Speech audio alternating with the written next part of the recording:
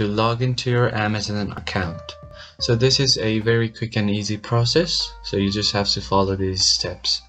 First, open any web browser you have available and then type in Amazon here, and the first link that shows up, you're going to open it.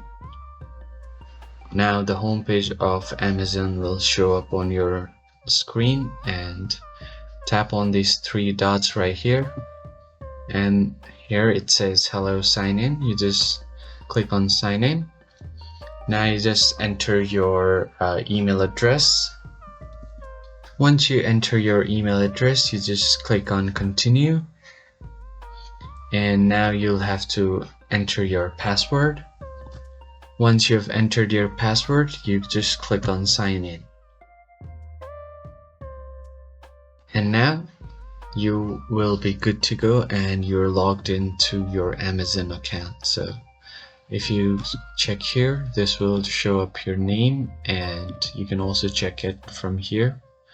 You can see your account is now logged in, and that's how you can easily log into your Amazon account. I hope you found this video helpful, and I'll see you on the next one. Thank you for watching.